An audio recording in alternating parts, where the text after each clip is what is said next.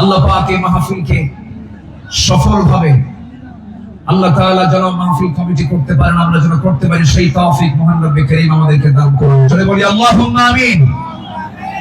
সম্মানিত ভাইরা, আজকে 2024 সাল, এই প্রোগ্রাম শুরু হয়েছে 2017 সাল থেকে। এই মাহফিলের শুরু থেকে নিয়ামতুল্লাহ নিজামী এই আয়োজন করে যাচ্ছেন। আল্লাহ তাআলা এই মাহফিলের সঙ্গে যারা সম্পৃক্ত ছিলেন, ইতিমধ্যে যিনি আমাদের মুরব্বী এম নিয়ামতুল্লাহ নিজামী শ্রদ্ধেয় পিতা আমাদের সকলের মুরব্বী মরহুম মাওলানা শহীদুল্লাহ রাহিমাহুল্লাহ, তিনি ইন্তেকাল করেছেন। আমরা তার জন্য দোয়া করি আল্লাহ রাব্বুল আলামিন তার কবর থেকে জান্নাতের টুকরা বানায় দেন। জোরে বলি আল্লাহুম্মা আমিন। সম্মানিত উপস্থিতি, এই সাইডে এত কথা হয় কেন? কোনো কথা বলা যাবে না তো? একটু মেহেরবানি করে আমরা, হ্যাঁ, একটু মেহেরবানি করে, পিছনে এলইডি আছে, প্রজেক্টর আছে, আপনি দেখতে পাবেন। মেহেরবানি করে মাহফিলের সৌন্দর্য রক্ষার দায়িত্ব একার না সবার? সবার। মেহেরবানি করে ডান পাশের আওয়াজটা মেহেরবানি করে বন্ধ করুন প্লিজ। আমার দিকে এখন তাকান। সম্মানিত দিনী ভাইরা, সম্মানিত বন্ধুগণ, এই কোরআনের মাহফিলের এই সৌন্দর্য ওরা মুছে দিতে চেয়েছিল, একটা মহল ধ্বংস করতে চেয়েছিল। যেখানে মাহফিল, সেখানেই তারা বাধার সৃষ্টি করেছিল। যেখানে মাহফিল, সেখানেই তারা বিভিন্ন নানা ষড়যন্ত্র সৃষ্টি করেছিল। অসংখ্য আলেমকে বিগত 16 বছর অন্যায়ভাবে গ্রেফতার করে জেলখানা আটকে রেখে তাদের বাক শক্তিকে রুদ্ধ করে রেখেছিল। সম্মানিত ভাইয়েরা, আমরা সেই পরিবেশ আবারও ফিরে পেয়েছি। বলি আলহামদুলিল্লাহ। এই মুহূর্তের শুরুতে এই তাফসীরের এই প্ল্যাটফর্মে বসে যার কথা বারবার মনে হচ্ছে, যার কথা বারবার হৃদয়ে বারবার উঁকি মারছে, তিনি হচ্ছেন কিংবদন্তি শহীদ আল্লামা দেলোয়ার হোসেন সাইদ রাহিমাহুল্লাহ। সম্মানিত ভাইয়েরা, 2009 সাল আমার জীবনের প্রথম হজ, এবং 2009 সালে শহীদ আল্লামা দেলোয়ার হোসেন সাইদ সাহেবের শেষ হজ। আরাফার ময়দান, মিনা, মুজদালিফায়, বিভিন্ন জায়গায় একসঙ্গেই ছিলাম। এক পর্যায়ে আল্লামা সাইদ রাহিমাহুল্লাহকে প্রশ্ন করা হলো, দেশে মামলা হচ্ছে, ট্রাইব্যুনাল গঠন হচ্ছে, হুজুর আপনার এই মুহূর্তে দেশে ফেরত না যাওয়াই ভালো, আপনি থেকে যান।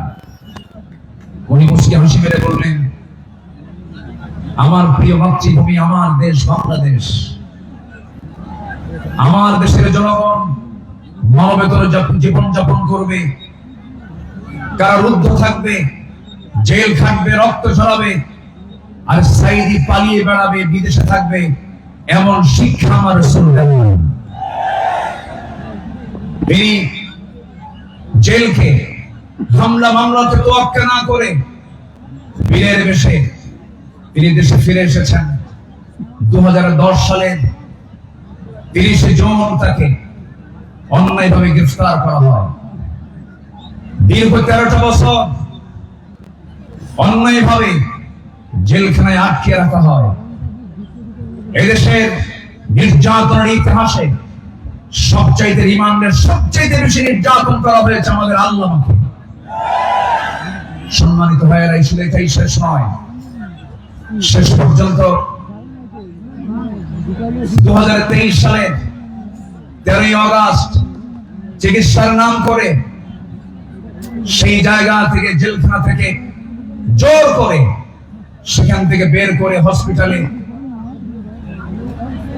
তাকে ষড়যন্ত্রের মধ্য দিয়ে ইমাম আবু হানিফার ওই একই পদ্ধতিতে বিষ প্রয়োগের মধ্য দিয়ে পয়জনিং করে তাকে শহীদ করা হয়েছে।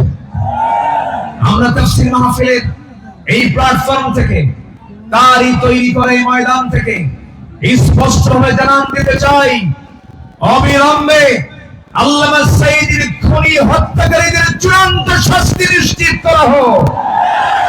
রাজি আছেন কারা কারা? হাত উঁচু করে দেখান মুসলমান।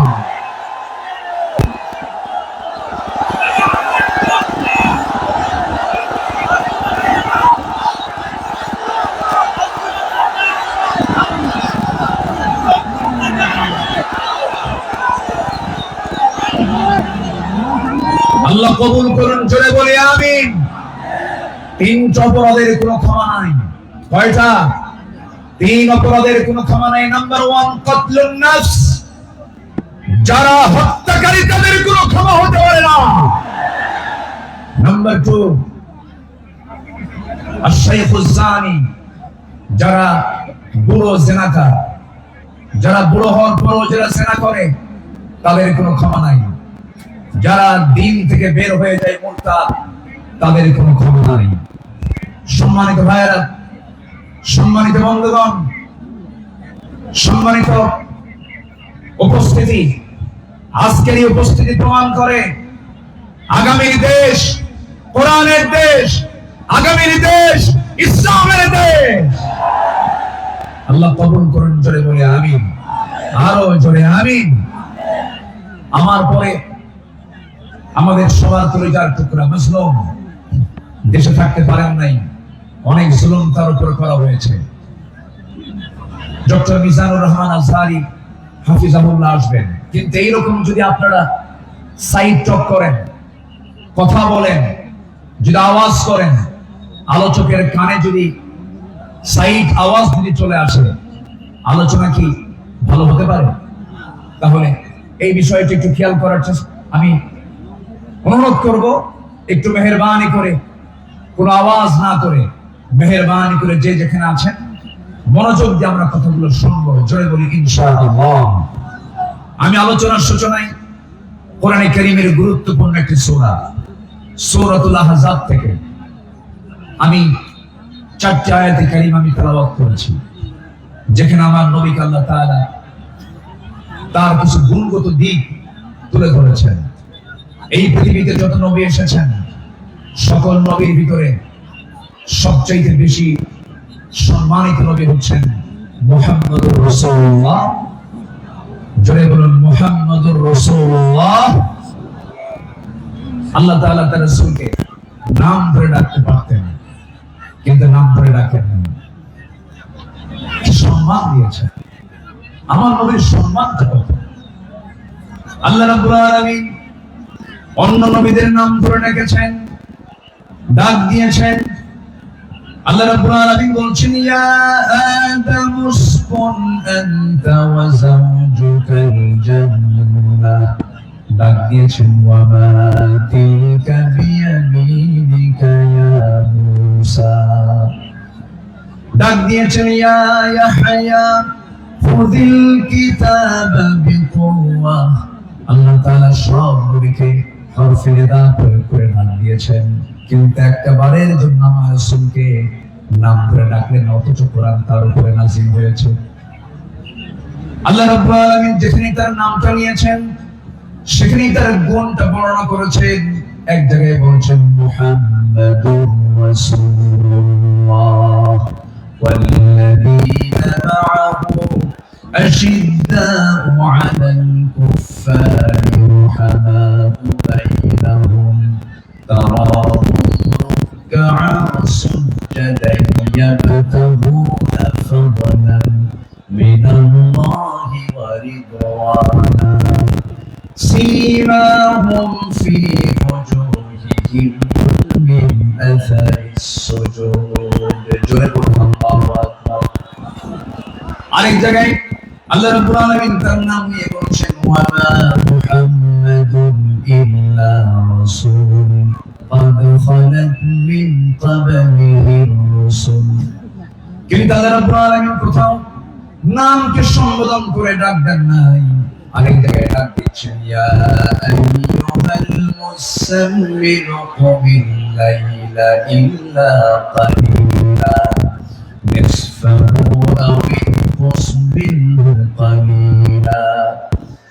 জায়গায় ডাক দিচ্ছেন, ইয়া আইয়ুহাল মুদাসসির কুম ফাআনজির ওয়া রাব্বাকা ফাকাব্বির ওয়া সিয়াবাকা ফাতাহহির। জোরে বলুন আল্লাহু আকবার। ঠিক এই জায়গায় আল্লাহ রাব্বুল আলামিন সূরাতুল আহজাবের 45 নম্বর আয়াতে আল্লাহ রাব্বুল আলামিন তাকে কি সুন্দর করে ডাক দিচ্ছেন, ইয়া আইয়ুহান নাবিয়্যু ইন্না আরসালনাকা শাহিদান ওয়া মুবাশশিরান ওয়া নাযীরান ওয়া দা'iয়ান ইলাল্লাহি বিইذনিহি ওয়া সিরাজান মুনীরা। আল্লাহু আকবার। হে আমার নবী, আমি আপনাকে পাঠিয়েছি সাক্ষী করে, শাহিদ করে, মুবাশশির করে, সুসংবাদদাতা করে, ওয়ানাযীরা বিধিপ্রদর্শনকারী করে পাঠিয়েছি, এবং আল্লাহর পথে দাঁড়ি করে পাঠিয়েছি। আমার আল্লাহ তাআলা আমার রাসূলকে তো সম্মান দিয়েছেন। দুঃখজনক হলেও সত্য, বিগত 16 বছরে শুধু আলেমদের উপরে নির্যাতন হয়েছে তা নয়, আমার রাসূলকে নিয়ে বাজে কটূক্তি পর্যন্ত করা হয়েছে। ঠিক কি না? রাসূলকে নিয়ে অনেক কটূক্তি করেছে বিভিন্ন ব্লগাররা। আমার দেশে কিছু বুদ্ধিজীবী আছে যাদের কাজই হলো ইসলাম নিয়ে বাজে কথা বলা, রাসূলকে নিয়ে বাজে কথা বলা। রাসূলকে নিয়ে বলা হয়েছে, এমন ভাবে কথা বলা হয়েছে রাসূলুল্লাহ কি ছিলেন জিনাকার, রাসূলকে জঙ্গি মুহাম্মদ বলে গালি দিয়েছে। ওরা 16 বছর আমাদের তালিকা করেছে, আমরা এখন নাস্তিকদের তালিকা করতে চাই। কোন নাস্তিক কুলাঙ্গারের জন্য বাংলার জমিন আর হতে পারে না। সম্মানিত ভাইরা, সম্মানিত বন্ধুগণ, আল্লামা সাঈদী ফাঁসি রায় দিয়ে এক কুলাঙ্গার বিচারপতি কিনা, মানে 2 বছর আগে, বছর 2 আগে আমার নামেও তালিকা করেছিল, 116 জন আলেমের তালিকা করেছিল। 2 বছর পার হয় নাই, আল্লাহ তাআলা তার উপযুক্ত জবাব দিয়ে দিয়েছেন। ছাত্র বৈষম্য বিরোধী আন্দোলনে যারা অগ্রণী ভূমিকা পালন করেছেন তাদের জন্য দোয়া করতেই হবে। সম্মানিত ভাইয়েরা, এই পেকুয়ার মাটিতে চট্টগ্রাম বিভাগের প্রথম শহীদ হয়েছে এই চট্টগ্রামের এই পেকুয়ার সন্তান শহীদ অসীম। শহীদ অসীমের বাবা আছে কিনা জানি না। তাদের রক্তের বিনিময়ে, তাদের ত্যাগের বিনিময়ে এই বিজয় এসেছে। যুবকরা, তোমরা কোন আদর্শ লালন করতে যাবে না। যুবকরা, তোমরা বিজয় পেয়েছো, এই বিজয়কে ধরে রাখার জন্য একটা আদর্শ লালন করতে হবে, সেটা হচ্ছে মুহাম্মদ সাল্লাল্লাহু আলাইহি ওয়াসাল্লাম। তাহলেই সফল হবে। লাকাদ কানা লাকুম ফি রাসূলিল্লাহি উসওয়াতুন হাসানাহ লিমান কানা ইয়ারজুল্লাহ ওয়াল ইয়াওমাল আখির ওয়া যাকারাল্লাহা কাসীরা। সম্মানিত যুবকরা, আজকের মাহফিলে বেশি যুবকরা, ওই নেতৃত্বের মুখে তোমরা থুতু মারো যে নেতা তোমাকে নামাজের কথা বলে না, যে নেতা তোমাকে পরকালের কথা শোনায় না, যে নেতা তোমার হাতে অস্ত্র তুলে দেয়, যে নেতা তোমার হাতে নারী তুলে দেয়, ইয়াবা তুলে দেয়, মাদক তুলে দেয়, ওই সমস্ত নেতৃত্বের মুখে আমরা জুতা মারি, থুতু মারি। রাজি আছেন কারা কারা? হাত উঁচু করে দেখা।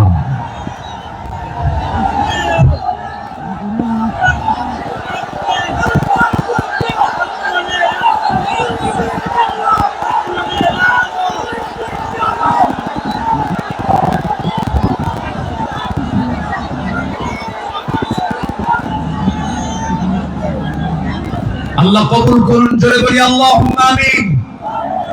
যুবকরা, তোমাদের হাতে আগামীর বাংলাদেশ, নতুন বাংলাদেশ করার জন্য কোন আদর্শ আমরা বলি না, আমরা বলি উসওয়ায়ে হাসানা, নবীর আদর্শ, নবীর আদর্শ, নবীর আদর্শ। আল্লাহ কবুল করুন, জোরে বলি আমিন। প্রত্যেক মাহফিলে টাইম সিলেকশন থাকে, আজকের মাহফিলে টাইম সিলেকশন আছে। আমাকে খুব অল্প সময়ের মধ্যে হয়তো আমাকে শেষ করতে হবে, এই জন্য আমাকে সামারাইজ করে সংক্ষিপ্ত করে কিছু কথা বলতে হচ্ছে। সম্মানিত ভাইয়েরা, সম্মানিত বন্ধুগণ, এই মাহফিলের এই প্ল্যাটফর্মে 16 বছর যারা এই কাজ করেছেন তাদেরকে ভালোভাবে মাহফিল করতে দেওয়া হয়নি। আমি আব্দুল্লাহ আমিন, আমাকে কত জায়গা থেকে মাহফিলের এই প্ল্যাটফর্ম থেকে, এই চেয়ার থেকে কতবার ধরে নিয়ে যাওয়া হয়েছে, এটার হিসাব আমার নাই। সাতক্ষীরায় গেলাম, খুলনায় গেলাম, পাবনাতে, পাবনার দারুল আমান ট্রাস্ট আল্লামা সাইদির শেষ মাহফিল ছিল 2010 সাল। এরপরে 2011, 12, 13, 14 এই কয়েক বছর মাহফিল কোনো মতো করতে পারছি। এরপরে 2015 সালে সেই মাহফিল করতে গিয়ে আমাকে লক্ষ্য করে গুলি পর্যন্ত করা হয়েছে। সম্মানিত ভাইয়েরা, এরকম করে তারা চেয়েছিল এই আওয়াজকে বন্ধ করতে, কিন্তু না, কোরআনের আওয়াজ যারা বন্ধ করতে চেয়েছে তারাই তাদের আওয়াজই বন্ধ হয়ে গেছে। তারা কি আছে? আলেমরা পালায়, আস্তে করে আলেমরা পালায়। পালায় কারা? আমাদেরকে যারা রাজাকার বলে গালি দিয়েছে, পাকিস্তানি রাজাকার বলেছে, আমরা কেউ পাকিস্তান যাই নাই। দিল্লি রাজাকার সব দিল্লি গিয়ে বসে আছে।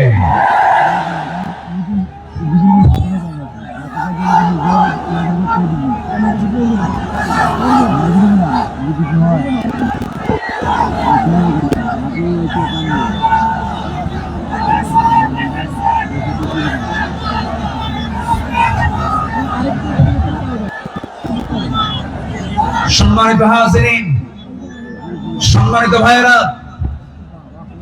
তাহলে আমাদের আদর্শ, আমাদের চেতনা, আমাদের মূল নেতা একজন, তিনি হচ্ছেন মুহাম্মদুর রাসূলুল্লাহ। মুহাম্মদুর রাসূলুল্লাহ, রাসূলকে আমরা মানবো এক জায়গায় না সব জায়গায়। আসতে বলবেন না, এক জায়গায় না সব জায়গায়।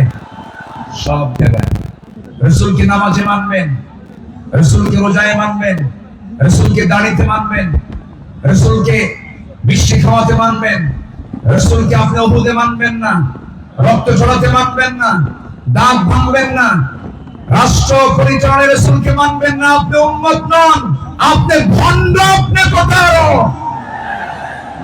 রাসূলকে সব জায়গায় মানতে হবে, তিনি আমার মডেল।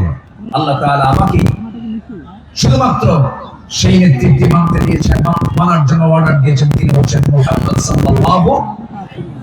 ঘটনা কি এখানে কি হয়েছে শোনা যায় না নাকি? কোনো সমস্যা, কোনো অসুবিধা নেই তো? বলি আলহামদুলিল্লাহ। কিন্তু এই সাইডটা কন্ট্রোল হচ্ছে না। নিজামী কোথায়? এই সাইডটা আওয়াজ হচ্ছে বারবার। মেহেরবানি করে কোনো কথা না বলি, মেহেরবানি করে এই সাইডটা একটু বন্ধ রাখুন, আওয়াজটা বন্ধ রাখুন। সম্মানিত ভাইরা, সম্মানিত বন্ধুগণ, একটু আমার দিকে তাকান। সম্মানিত ভাইয়েরা, রাসূলুল্লাহর আদর্শ কেমন ছিল? আমার নবীজির চারিত্রিক সনদ পৃথিবীর কোন একাডেমি দেয়নি। আমার নবীজির চারিত্রিক সনদের সার্টিফিকেট দিয়েছেন স্বয়ং কে? আসতে বলবেন না, তিনি কে? আল্লাহ তাআলা। আল্লাহ রাব্বুল আলামিন তার শানে বলেছেন, ওয়া ইন্নাকা লা'আলা খুলুকিন আযীম ফাসাতুবসিরু ওয়া ইউবসিরুন। আমার বন্ধুগণ, রাসূলকে যখন মক্কার কাফের মুশরিকরা নানা ভাবে কটূক্তি করা শুরু করে দিল, কেউ বলল লেজ কাটা, কেউ বলল নির্বংশ, কেউ বলল নতুন ধর্মের প্রবর্তক, রাসূলকে মাঝে মাঝে কথা যখন বলা শুরু হয়ে গেল, আমার নবীর শানে আল্লাহ রাব্বুল আলামিন সূরা কলম নাযিল করে সব সুস্পষ্ট জানায় দিলেন, রাসূল আপনাকে যে যা বলে বলুন, কোনো হতাশ হবেন না, কোনো চিন্তা করবেন না, আপনি সুমহান চরিত্র। জোরে বলেন সুবহানাল্লাহ। রাসূলকে উপহার দিলেন সূরা কাউসার। যারা পারেন ঠোঁট মিলিয়ে বলুন, ইন্না আ'তাইনাকাল কাউসার ফাসাল্লি লিরাব্বিকা ওয়ানহার ইন্না শানিআকা হুয়াল আবতার। হে রাসূল, আমি আপনাকে হাউজে কাউসার দান করেছি, অতএব আপনি নামাজ পড়ুন, আপনি কোরবানি করুন। যারা বলবে লেস কাটা, তারাই হলো প্রকৃত লেস কাটা। আমাদেরকে কত গালি দিয়েছে। 2013 সালে আমার একটা মাহফিল রাজশাহীতে, আমাকে ওসি মহোদয় ফোন দিয়ে বলে আপনি আসবেন না, আপনি রাজাকার। বললাম আপনি আমাকে রাজাকার বলেন, আপনি কি আমাকে চিনেন কি শুনেছি? বললাম 1971 সালে তো আমার মায়েরই বিয়ে হয় না। 71 সালের ঘটনা, 1971 সালের ঘটনা। সাক্ষীর জন্ম হলো 76, সাক্ষীর জন্ম কি 76। তাহলে এই সাক্ষী 71-এর ঘটনা দেখলো কেমনে? রূহের জগৎ থেকে দেখছে। এইরকম করে মিথ্যাচার করে তারা চালিয়েছিল 16 বছর। ফেরাউন পৃথিবীতে বেঁচে ছিল হলো 1600 বছর, এরা ছিল 16 বছর। সংখ্যার যে মিল হলো কেমনে বুঝলাম না। একটা সংখ্যার মিল আছে না? নাই। চরিত্রেরও মিল আছে। ফেরাউনের একটাই সমস্যা ছিল, সেটা হলো আমাকে ক্ষমতায় থাকতেই হবে, প্রয়োজনে আমার মানুষ দরকার নেই, মেরে শেষ করে দেবে। ইযাববিহুনা আবনাআকুম ওয়া ইস্তাহয়ুনা নিসাআকুম। ফেরাউন কি করেছিল? জীবিত মায়ের পেট চিরে ছেলে সন্তানগুলোকে হত্যা করেছিল। এই পৃথিবীতে হত্যা রাজনীতি, ক্ষমতাকে পাকাপোক্ত করার জন্য হত্যা রাজনীতি প্রথম শুরু করেছিল ফেরাউন। আর যারা পৃথিবীতে হত্যা রাজনীতি করে তারা সবগুলো ফেরাউনের প্রেতাত্মা। ফেরাউনকে আমরা বিদায় জানিয়ে দিয়েছি। সেদিন এক মাহফিলে বললাম এই কথা, একজন সাংবাদিক দাঁড়ানো, হুজুর ওটা ছিল পুরুষ ফেরাউন আর আমাদের দেশেরটা ছিল হলো লেডিস ফেরাউন। সম্মানিত ভাইয়েরা, আমার নবীজি যে আদর্শের দিকগুলো আমি আলোচনা করতে চাচ্ছি, নাম্বার 2 হচ্ছে আমার নবী হচ্ছেন 1 নাম্বার বিশ্ব শ্রেষ্ঠ চরিত্রের তিনি অধিকারী। নাম্বার 2 হলো আমার নবীজি সালাত ছিল সবার চাইতে কম না বেশি। তিনি সেজদা দিয়েছেন কম না বেশি? সবচেয়ে বেশি সেজদা দিয়েছেন মুহাম্মদুর রাসূলুল্লাহ, মুহাম্মদুর রাসূলুল্লাহ। তিনি বলেছেন ওয়া জুইলা কুররাতু আইনি ফিস সালাহ। রাসূলের কাছে নামাজ ছিল হলো চক্ষু শীতলকারী। নাসাই শরীফের হাদিস। সম্মানিত ভাইরা, আমার নবীজির নামাজ ছিল অনেক লম্বা। তিনি যখন নামাজে দাঁড়িয়ে পড়তেন লম্বা সময় নিয়ে নামাজ পড়তেন। সেজদায় যখন যেতেন তার চোখের পানি এত পড়তো যায় নামাজ ভিজে যেত। এবং তিনি যখন কাঁদতেন, হাদিসে এসেছে তার কান্নাটার আওয়াজ এমন হতো, চুলার উপরে পানি গরম দিলে যেমন টকবকের একটা আওয়াজ হয়, আমার নবীজি যখন কাঁদতেন তখন টকবক করা পানির মতো আওয়াজ হতো আমার নবীজির মুখ থেকে। তিনি এত কাঁদতেন, অথচ তার জীবনের কোনো গুনাহ ছিল না। তিনি কাঁদতেন অঝরে ঝাড়ায়, সেজদায় পড়ে পড়ে ঘন্টার পরে ঘন্টা। কোন এক রাতের আধারে আমার নবীজি সেজদায় পড়ে কাঁদতেছেন, পাশে বসে আছেন আম্মা জান আয়েশা সিদ্দিকা রাদিয়াল্লাহু তাআলা আনহা। আমার নবীজি লম্বা সময় সেজদার মধ্যে পড়ে আছেন, তিনি সেজদা থেকে মাথা ওঠান না। নবীজির কোনো আওয়াজ নাই, নবীজির কোনো শব্দ নাই। ঘন্টা পার হয়ে যায়, আম্মা জান আয়েশা মনে করছেন রাসূল বুঝে ইন্তেকাল করলেন কিনা।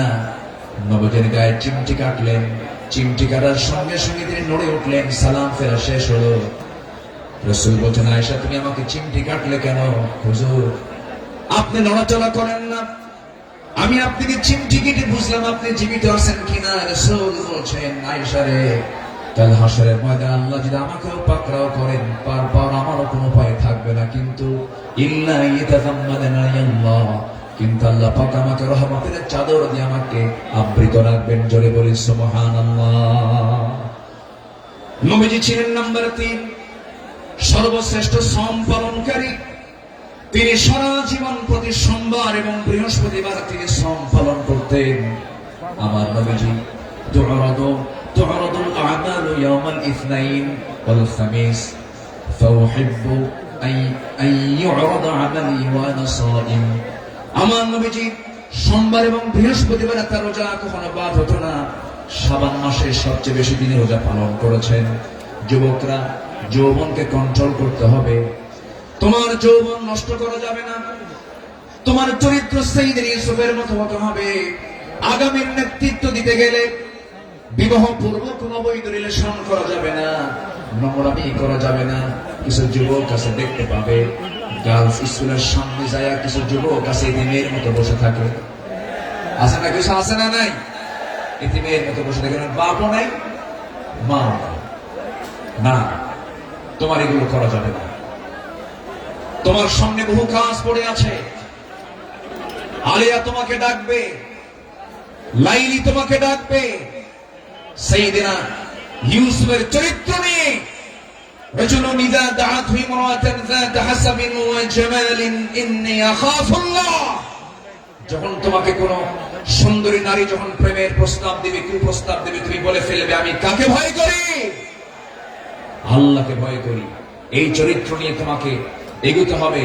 তোমার যৌবনকে কন্ট্রোল করার জন্য যদি কষ্ট হয় তোমার খুব বেশি, প্রয়োজনে রোজা রেখে দেবে। বলেছেন মুহাম্মদ সাল্লাল্লাহু আলাইহি ওয়াসাল্লাম, চরিত্রকে ধ্বংস করা যাবে না। ইউরোপ আমেরিকার সবচেয়ে বড় ষড়যন্ত্র হলো,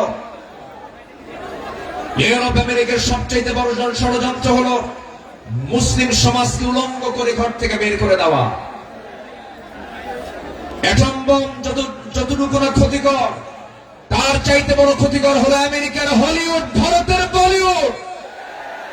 যুবকরা, ওই সমস্ত নোংরামি তোমার জীবনে আনা যাবে না।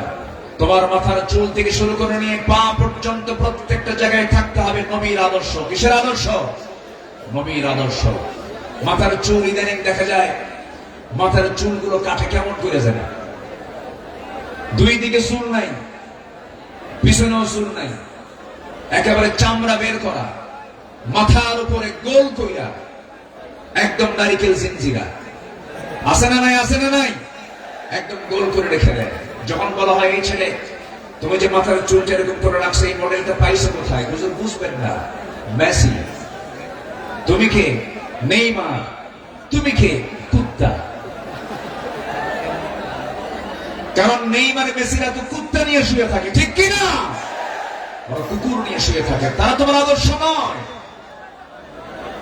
শার্টের সাইজ নাই, প্যান্টের সাইজ নাই, নতুন প্যান্ট কিনে আনে হাঁটু ফাটা। কি আমি কি ভুল বলতেছি? নতুন প্যান্ট কিনে আনে কি ফাটা? হাঁটু ফাটা, হাঁটুতে কাপড় নাই। ওই পোশাক পরে কি নামাজ হবে? আসতে বলো, ওই পোশাক পরে কি নামাজ হবে? হবে না। নামাজ হতে হলে আগে সতর্ক থাকতে হবে। অনেকদিন আগে এক মসজিদে ঢুকলাম আমি, নামাজ শুরু করবো, ঢুকিয়ে তো 2 রাকাত নামাজ। আমাদের দেশে বিভিন্ন মসজিদে লেখা থেকে লাল বাতি জ্বলাকালীন অবস্থায় নামাজ নিষেধ। এটা মানবেন না।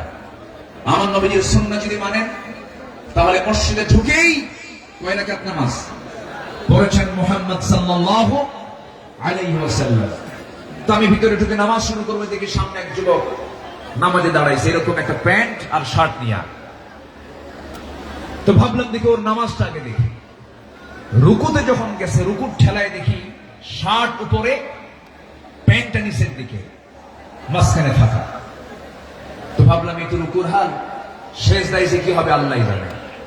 সেজদায় যখন গেছে তখন দেখি প্যান্ট খুলে আন্ডার প্যান্ট বের হয়েছে। এই হলো পোশাকের হাল। এই জাতীয় কোন পোশাক যুবকরা পরবে না। তোমার সূরত এবং সিরাত হতে হবে নবীর আদর্শ উজ্জীবিত, নবীর আদর্শের মতো হতে হবে, নবীর আদর্শকে লালন করতে হবে। সম্মানিত ভাইয়েরা, নাম্বার 4, আমার নবী ছিলেন অশেষ দানশীলতার শ্রেষ্ঠ একটা উদাহরণ। তিনি বেহিসাবি দান করতেন, কিচ্ছু রাখতেন না, সব দিয়ে দিতেন দিন প্রতিষ্ঠার সংগ্রামে।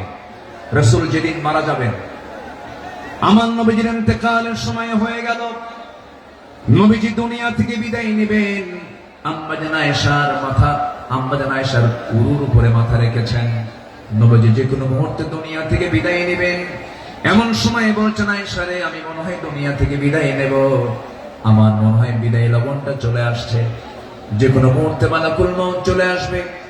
দেখো তো আমার ঘরের মধ্যে কোনো কিছু আছে নাকি। গোটা ঘর তালাশ করে কয়েকটা স্বর্ণের টুকরা বের হলো।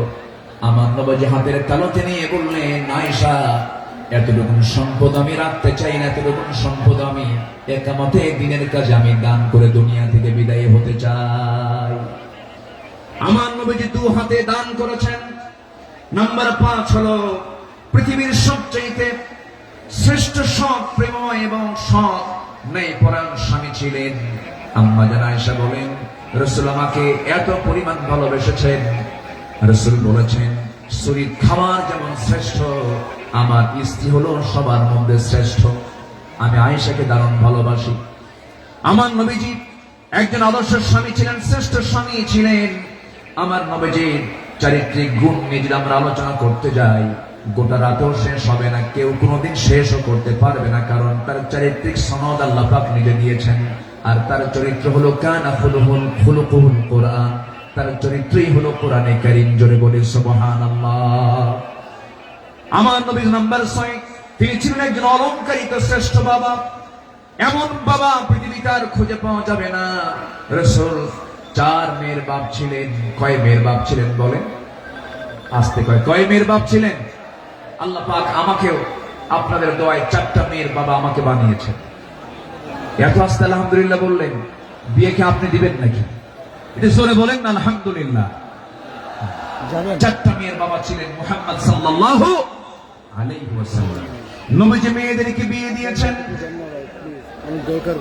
সাইয়েদনা ওসমান কি মেয়ে দিয়েছেন, আবার সাইয়েদনা আলীকেও মেয়ে দিয়েছেন।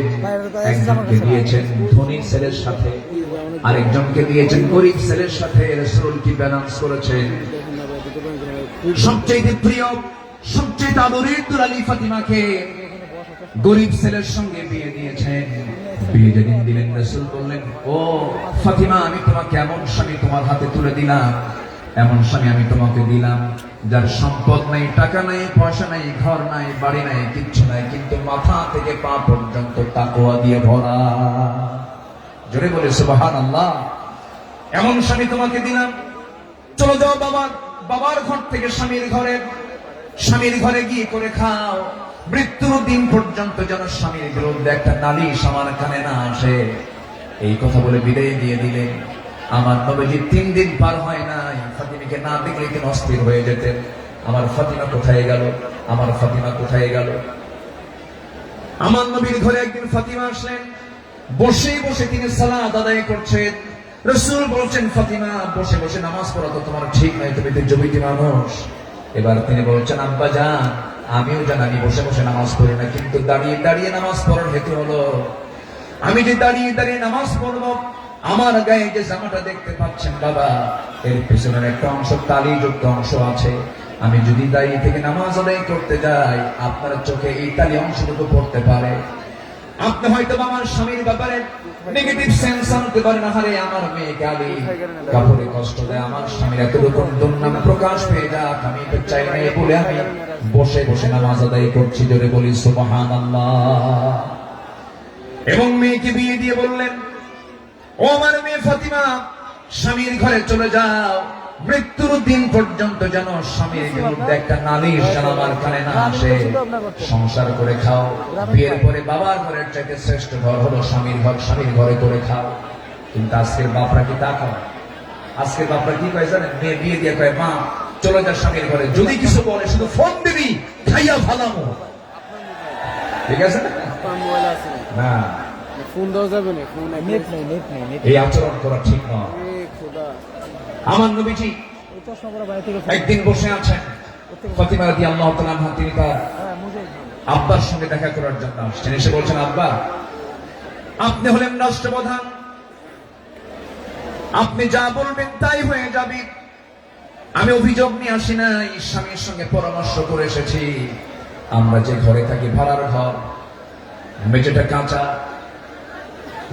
গায়ে পায়ে কাপড়ের ময়লা লেগে যায়। আপনার 2 জনাতি হাসান হোসেন, এদেরকে নিয়ে আমি সামলাতে পারি না।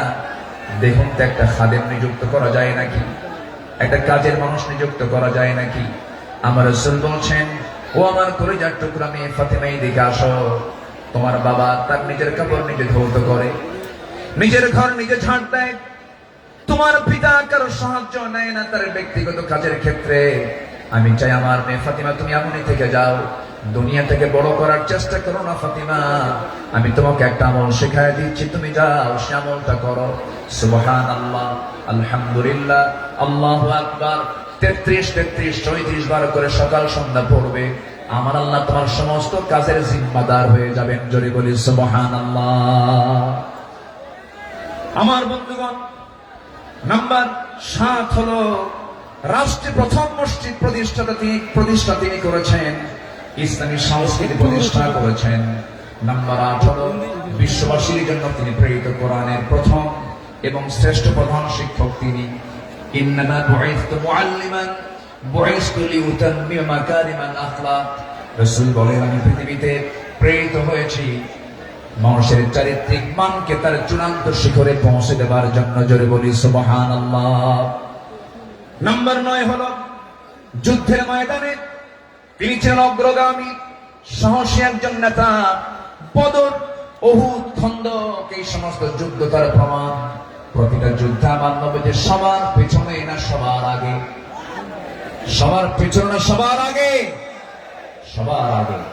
সবচেয়ে মার খেয়েছেন উহুদের ময়দানে, সবচেয়ে বেশি রক্ত ঝরিয়েছেন মুহাম্মদুর রাসূলুল্লাহ, মুহাম্মদুর রাসূলুল্লাহ সাল্লাল্লাহু আলাইহি ওয়াসাল্লাম।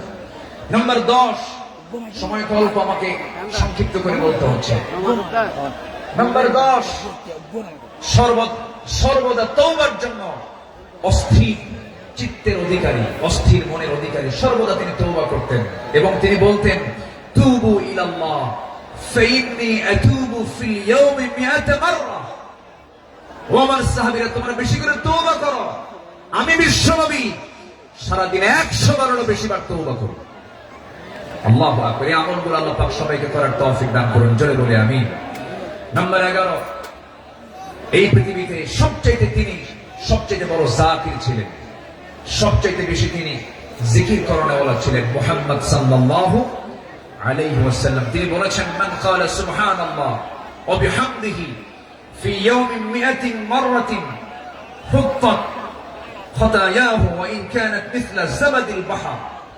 অর্থাৎ যদি কেউ 100 বার সুবহানাল্লাহ ওয়া বিহামদিহি এটা যদি বলতে পারে, তাহলে সমুদ্রের ফেনা পরিমাণও যদি গুনাহ হয়, সেই গুনাহ আল্লাহ পাক তার জীবন থেকে সাফ করে দিবেন। রাসূল তার জিহ্বা সর্বক্ষণ কার জিকিরে ব্যস্ত থাকতো? আসতে বলুন, কার জিকিরে ব্যস্ত থাকতো? আল্লাহর জিকিরে। নাম্বার 12 হলো ধৈর্যশীলতার জীবন্ত উদাহরণ ছিলেন মুহাম্মদুর রাসূলুল্লাহ সাল্লাল্লাহু আলাইহি ওয়াসাল্লাম। ধৈর্য কাকে বলে, ধৈর্য কি, তার বাস্তব প্রমাণ হচ্ছেন মুহাম্মদ সাল্লাল্লাহু আলাইহি ওয়াসাল্লাম। বকরে 13টা বছর তিনি মার খেয়েছেন, কত নির্যাতন সহ্য করেছেন, কত অত্যাচার তিনি সহ্য করেছেন। বকরে 13 বছরের সাহাবায়ে কেরামকে মেরে মেরে রক্তাক্ত করেছে।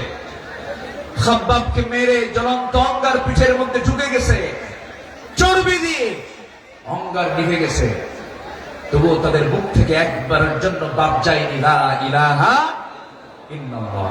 কি ধৈর্যশীলতার তিনি পিরামিড ছিলেন, ধৈর্যের এক পিরামিড ছিলেন মুহাম্মদ সাল্লাল্লাহু আলাইহি ওয়াসাল্লাম। মক্কার মাটিতে নির্যাতন করা হয়েছে, সাহাবায়ে কেরামদের উপর অমানবিক পাশবিক অত্যাচার করা হয়েছে, কিন্তু এক চুল পরিমাণ তারা নড়েন নাই। বেলালের কথা কে না জানেন, সুমাইয়ার কথা কে না জানেন, ইয়াসার পরিবারের কথা কে না জানেন। এই সমস্ত সাহাবায়ে কেরামে রক্তদানের মধ্য দিয়ে দিন কায়েম হয়েছে।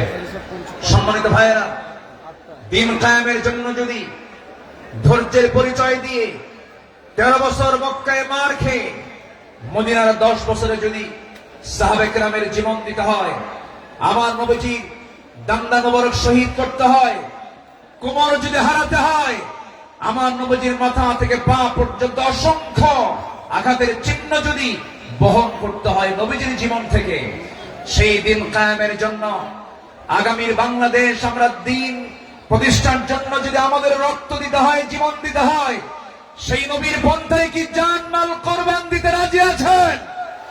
রাজি আছেন কারা কারা? হাত উঁচু করে আল্লাহকে সাক্ষী রেখে দেখায় দেয়।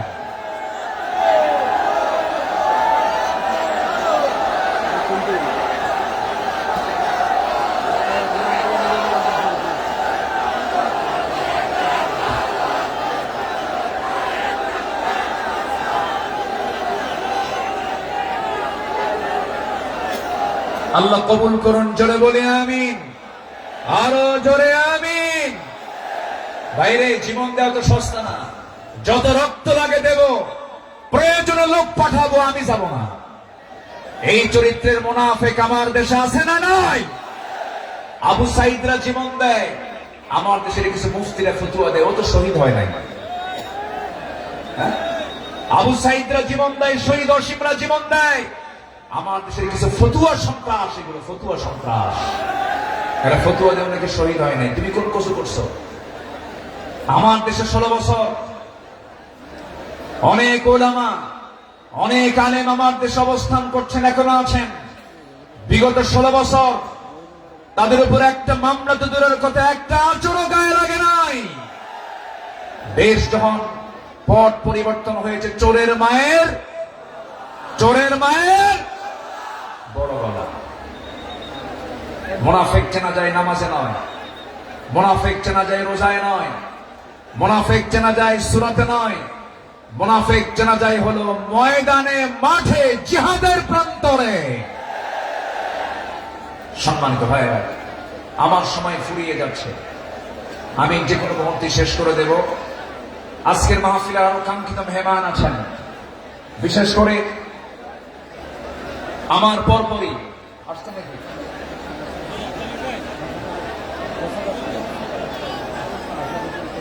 হ্যাঁ? আচ্ছা। জি,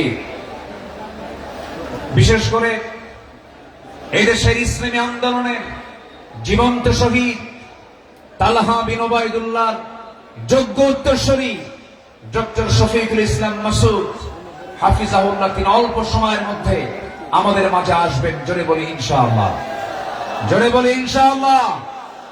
তার বয়ান ছিল মাগরিবের পরেই, উনি আসতে একটু পথে জ্যামের কারণে দেরি হচ্ছে বিধায় আমি আগেই উঠেছি। উনি ওনার তেজোদ্দীপ্ত হৃদয়ের খোরাক আপনাদের জুটাবেন। জোরে বলি ইনশাআল্লাহ, আরো জোরে বলি ইনশাআল্লাহ। সম্মানিত হাজিরিন, নাম্বার 12 যে গুণটার কথা বলছিলাম, আমার নবী ছিলেন ধৈর্যশীলতার এক মূর্ত প্রতীক। তায়েফের ময়দানে গিয়ে রাসূল দাওয়াত দিতে গিয়ে ফুল পেয়েছেন না পাথর পেয়েছেন? আসতে কয়, ফুল পেয়েছেন না পাথর পেয়েছেন? পাথর পেয়েছেন। আমার নবীজি মক্কার মাটিতে দাওয়াত দিতে গিয়ে নবীর বিরুদ্ধে মামলা হয়েছে, হামলা হয়েছে, নির্যাতন হয়েছে, আঘাত করা হয়েছে, রক্তাক্ত করা হয়েছে। রাসূল 13 বছর মার খেয়েছেন, কিন্তু মদিনায় আসার পরে তিনি শুধু মার খান নাই, মার দিয়েছেন। এখান থেকে প্রমাণ হয় মায়ের খাওয়া যেমন সুন্নাত, মায়ের দেওয়া যেমন সুন্নাত। প্রয়োজনে বাতিল শক্তিকে আঘাত করার জন্য মায়ের দিতে হবে। রাজি আছেন কারা কারা? হাত উঁচু করে দেখা।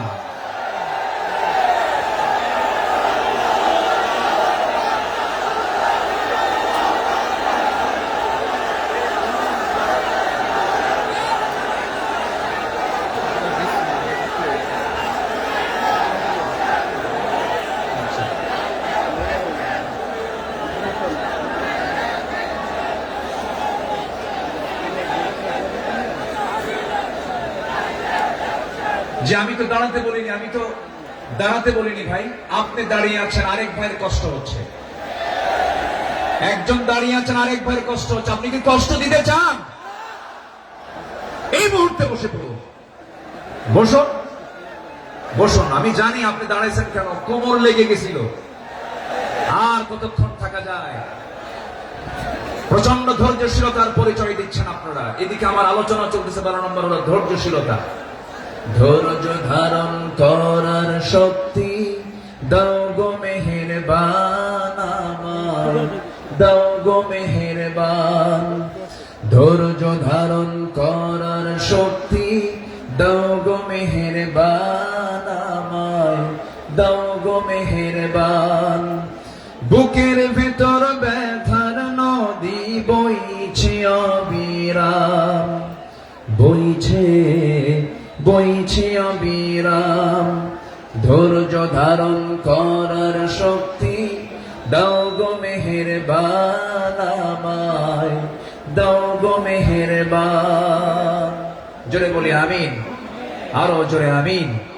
নম্বর 13 হলো সৎ নেতৃত্ব এবং ন্যায় বিচারে উজ্জ্বল দৃষ্টান্ত রেখেছেন মুহাম্মদুর রাসূলুল্লাহ সাল্লাল্লাহু আলাইহি ওয়াসাল্লাম। সবার কম বেশি জানা আছে আমার নবীজির কাছে এক সম্ভ্রান্ত মহিলা চুরির প্রমাণ মিলেছে। নবীর কাছে রিপোর্ট এসেছে, রাসূল বললেন তোমরা এই মহিলাকে নিয়ে যাও, কোনো কথা নেই। ইসলামের যে সিদ্ধান্ত হাত কেটে ফেলা, ফাকতাউ আইদিয়াহুমা আস-সারিকু ওয়াস-সারিকাতু ফাকতাউ আইদিয়াহুমা, কোনো কথা নেই, চুন্নি হলেও হাত কেটে দিতে হবে। সেই সম্ভ্রান্ত পরিবারের সদস্যবৃন্দ সাইয়েদনা ওমর ফারুকের কাছে গেলেন, গিয়ে বলতেছে সাইয়েদনা ওমর আপনি যদি একটু সুপারিশ করতেন হয়তো আমাদের রাসূল একটু এখানে ক্ষমার দৃষ্টিতে দেখতেন, লঘু শাস্তি দিতেন। সাইয়েদনা ওমর ফারুক যখন তার কাছে গিয়ে বললেন ইয়া রাসূলুল্লাহ, সম্ভ্রান্ত পরিবারের মেয়ে, দেখুন তো একটু এই জায়গায় শাস্তিটাকে কমিয়ে লঘু করা যায় কিনা। আমার নবীজির চেহারা রক্তিম আকার ধারণ করলো, নবীজির চেহারা লাল বর্ণ আকার ধারণ করলো। নবীজি এবার বলছেন ওমর তোমার দারাজ কণ্ঠ কোথায় গেল? তোমার আওয়াজ তো খুব স্লো হয়ে গেছে, তুমি এমন দারাজ কণ্ঠ তোমার হারিয়ে গেল কেন? ওমর তুমি আমাকে যে প্রস্তাব দিতে এসেছো আমি তোমাকে স্পষ্ট ভাষায় জানান দিতে চাই। এই জায়গায় যদি আল্লাহি লাউ আন্না ফাতিমাতু বিনতে মুহাম্মদ সারাকাত লাকাতাতু ইয়াদাহা, যদি এই মুহূর্তে আল্লাহর কসম করে বলি আমার কলিজার টুকরা ফাতিমা বিনতে মুহাম্মদ যদি চুরি করে ধরা পড়ে যেত, আমি রাসূল সবাইকে সাক্ষী রেখে নিজ হাতে আমি আমার ফাতিমার হাত কেটে দিতাম। যদি বলি আল্লাহু আকবার, আরে যদি আল্লাহু আকবার। সেই বিচার, সেই শাসনকে আমরা দেখতে চাই। সেই বিশ্বনবীর তৈরি করা, তিনি যে পার্লামেন্ট তৈরি করেছিলেন, যে আদালত কায়েম করেছিলেন, কোরআনের আদালত, সেই কোরআনের আদালতকে আমরা দেখতে চাই। তাহলে আমরা সৎ এবং যোগ্য নেতৃত্ব কায়েম করব, সেই কাজে আমরা নিজেকে প্রস্তুত করব। জোরে বলি ইনশাআল্লাহ, আরো জোরে বলি ইনশাআল্লাহ। জিকির করি লা ইলাহা,